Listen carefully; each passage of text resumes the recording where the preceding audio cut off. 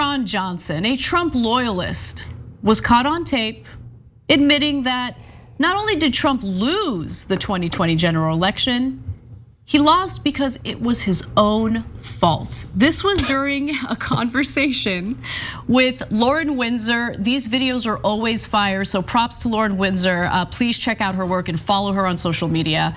Here she is pretending to be a right-wing Trump supporter who doesn't want to accept the outcome of the 2020 election, and pay close attention to how Senator Ron Johnson reacts to her. You know that Joe Biden didn't win this election. I mean, in my heart of hearts, I just he didn't win. Do you know the? Do you think that Joe Biden won this election? Do you know in Wisconsin? Do you know the vote totals? I don't know. So without knowing the vote totals, you can't even state that opinion. We obviously counted enough Republican votes. The only reason Trump lost Wisconsin is 51,000 Republican voters didn't vote for him. They voted for other Republican candidates. So you're telling me that Joe Biden won this state fair and square? Because I don't see it. I don't believe it. Well, look at the totals. It's certainly plausible. There's nothing obviously skewed about the results. There isn't. Come on, Wisconsin and Georgia and Arizona. Listen, you're not listening. I am listening. So listen, collectively Republicans got 1.661 million votes, 51,000 more votes than Trump got. Trump lost by 20,000. If Trump got all the Republicans voted for Trump the way they voted for the assembly candidates, he would have won. He didn't get 51,000 votes that other Republicans got. That's why he lost. That's why he lost. That's why he lost, John. Yeah. By the way, he's right. Yes, he is. In that video, yes. Some of his other commentary about the election over the last 6 months has not been great. But Lauren Windsor did great work there. I'm sure it pains her deeply to have to pretend to be a MAGA girl or whatever and wear the red hat. And I'm shocked that more senators can't recognize her. It's hardly the first time she's gone viral with these sorts of videos. But anyway, it was great work on her part. Yeah, I know. Typically, GOP lawmakers are super observant and pretty well informed. I mean, their staffers are on top of things, but apparently not. Who knows? But despite the fact that Ron Johnson, a senator from the great state of Wisconsin, acknowledged that Biden won the election fair and square, some interesting things are still transpiring in the state of Wisconsin. So Johnson has supported an investigation into the vote count in Wisconsin, even after a recount in November happened. That, by the way, Trump paid $3 million for expanded. That Trump paid $3 million for expanded Biden's lead by 87 votes. Back in December, Johnson held a widely mocked hearing as chair of the Senate Homeland Security and Governmental Affairs Committee on Trump's allegations of widespread voter fraud. State officials have repeatedly rebuffed those concerns. Now, Johnson's comments also come just after the GOP-led state committee last week approved a $680,000 budget for an official probe into the state's 2020 election results. I mean, it's a lot of money. You know why? Because these men are pathetically weak. The alpha males are back, right? Like, these are the alpha males, really? People who are so scared of Trump supporters that they'll lie to their faces, with the exception of Lauren Windsor, who's posing as a Trump supporter. But it's in a noisy environment. He's talking to someone one-on-one. In that kind of setting, he'll tell the truth.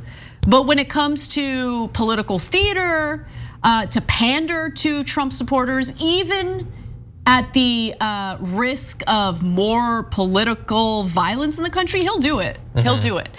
And by the way, people on the right were very upset, seething over the comments that he had for Lauren Windsor in that video. They feel betrayed by him, yada yada. Cry me a river. Sorry, truth hurts. Did they provide a nuanced argument to his vote count thing? Like how Trump still did better than every other Republican had done there? I mean, you want examples? I always have the receipts. I'll give you some examples. I can't express the disappointment I have in you. This is a tweet directly to Ron Johnson. Resist kook is the one who's tweeting this. Counting the BS votes over in a recount and claiming it's legitimate is absolute garbage.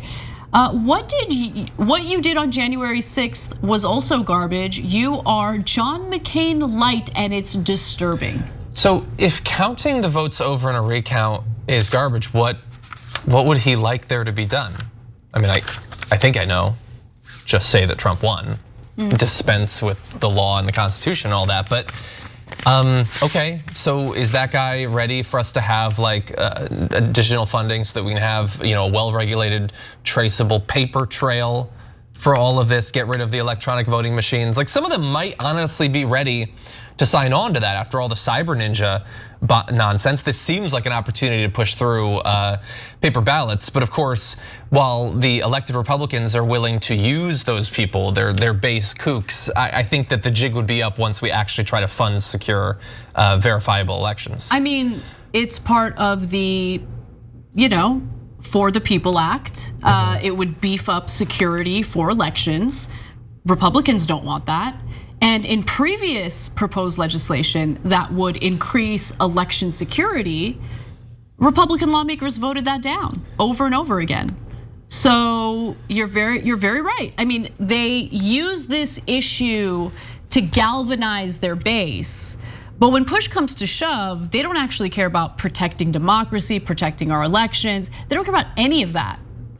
Well, look, I think an important question that we got a little bit of data on with the Georgia senatorial runoffs is, look, you might think we need a passionate base, so we're gonna keep them fired up. What's keeping them fired up? Well, saying that the election was stolen from Trump, we know they like Trump.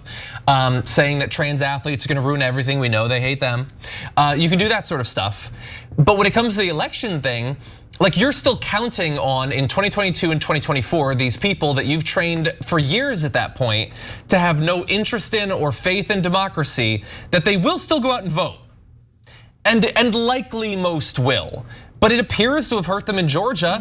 Like, there has to be a downside to convincing people that democracy is pointless and you shouldn't engage in it. And I understand that that's not the only variable in this equation. The other, of course, is bills like the anti-democratic law that just passed in Texas.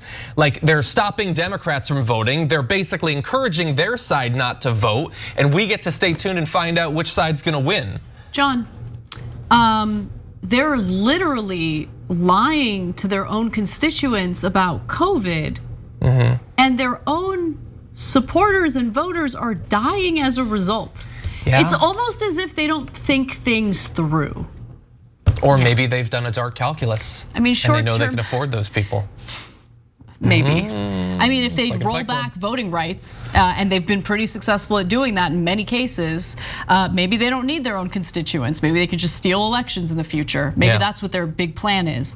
But fact of the matter is, this is a party, we're talking about a party that will do anything and everything for short-term gain without really considering the long-term consequences, even if the long-term consequences impact them directly. Yeah. Thanks for watching The Young Turks, really appreciate it. Another way to show support is through YouTube memberships. You'll get to interact with us more. There's live chat emojis, badges. You've got emojis of me, Anna, John, JR, so those are super fun. But you also get playback of our exclusive member-only shows and specials right after they air. So all of that, all you gotta do is click that join button right underneath the video. Thank you.